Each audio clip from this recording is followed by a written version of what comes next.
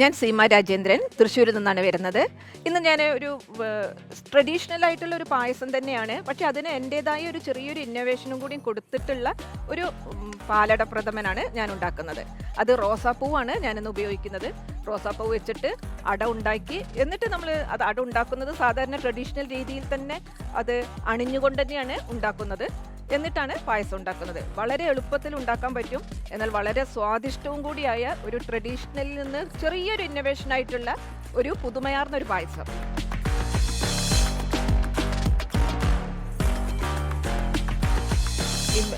Traditional ആയിട്ടുള്ള ഈ rose പൂ പാലട പ്രഥമന് വേണ്ടിയിട്ട് ആദ്യം റോസ് പൂവാണ് ഉപയോഗിക്കുന്നത്. കരിക്കിൻ്റെ ചെറിയൊരു കഴമ്പും കൂടി ചേർത്ത് ഒന്ന് അരച്ചെടുത്തതാണ്. അതൊന്ന് പാലിൽ ചേർത്ത് ലാസ്റ്റ് ചേർക്കാൻ വേണ്ടിയിട്ടാണ്.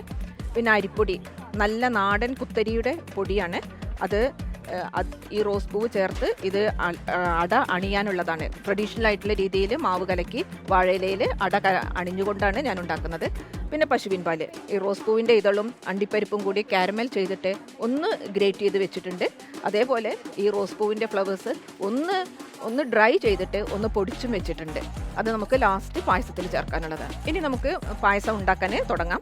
ആദ്യം സ്റ്റൗ നമ്മൾ ഓൺ ചെയ്യുന്നു.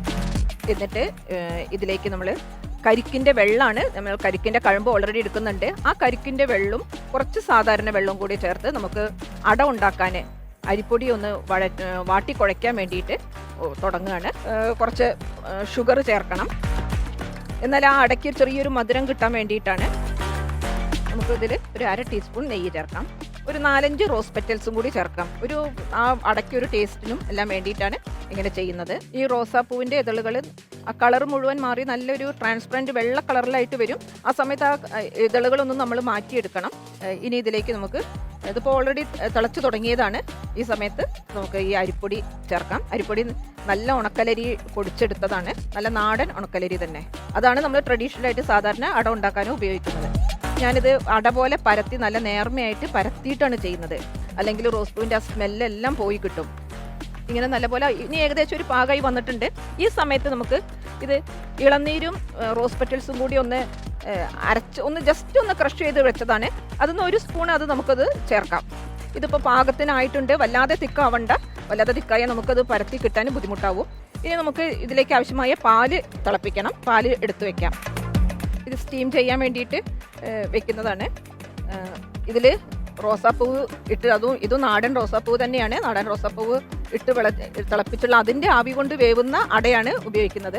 അതുകൊണ്ട് തന്നെ ഈ ഒരു പാത്രത്തിൽ ആദ്യം കുറച്ച് റോസാപ്പൂവാണ് ഇട്ട് വെച്ചിട്ടുള്ളത്. എന്നിട്ട് കുറച്ച് വെള്ളം ഒഴിച്ച് ഒന്ന് തിളപ്പിക്കുകയാണ്. ഒന്ന് നല്ല തിള വരുന്ന സമയത്ത് നമുക്ക് ആവി കൊള്ളിക്കാനുള്ളത് വെക്കാം. ഇനി നമുക്ക് ഇതൊന്ന് തിളയ്ക്കുന്ന ആ സമയം കൊണ്ട് നമുക്ക് ആദ്യമേ ഉണ്ടാക്കി വെച്ചിട്ടുള്ള ആ മാവ് കൊണ്ട് അട ഉണ്ടാക്കാം.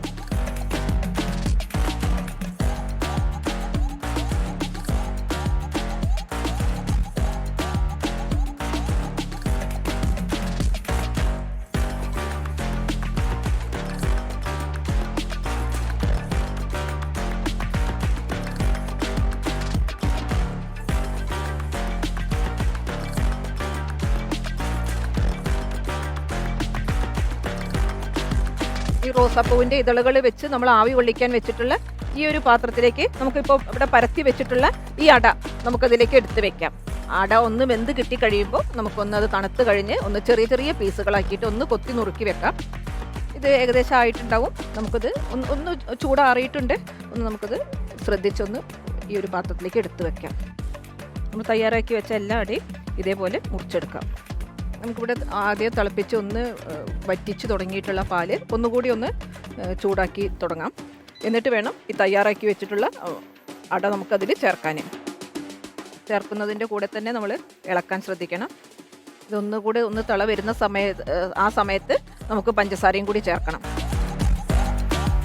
റോസാപ്പൂ, അതെ, പനിനീർ പൂ അടപ്രഥമൻ. ഈ അടകൾ അതിങ്ങനെ ഉണ്ടാക്കിയ അടയാണ്. അതിട്ടിട്ട്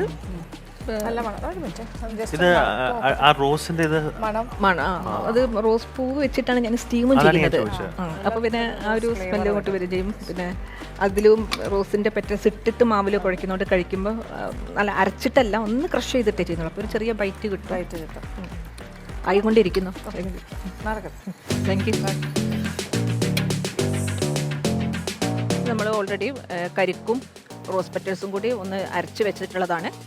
അതുകൂടി നമുക്ക് ഈ കുറുകി വരുന്ന ഈ സമയത്ത് നമുക്കൊന്ന് ചേർക്കാം. എന്നിട്ട് ഒന്നുകൂടി ഇത് കുറുകി വരണം. ഈ സമയത്ത് തന്നെ നമുക്ക് ഓൾറെഡി നമ്മൾ കാരമലൈസ് ചെയ്ത് വെച്ചിട്ടുള്ളതാണ് അണ്ടിപ്പരിപ്പും റോസ് പെറ്റലും കൂടി. അതൊന്ന് ക്രഷ് ചെയ്ത് വെച്ചിട്ടുണ്ട്. അതും കൂടി ഒന്ന് ചേർക്കാം. ഇത് നമുക്ക് റോസ് പൂ വെച്ചിട്ടുള്ള ഈ പാലട റെഡി ആയിട്ടുണ്ട്. ഇത് നമുക്കൊരു സെർവിങ് ചെയ്യാൻ വേണ്ടിയിട്ട് ഒരു ഉരുളിയിലേക്ക് ഒന്ന് മാറ്റി വെക്കാം.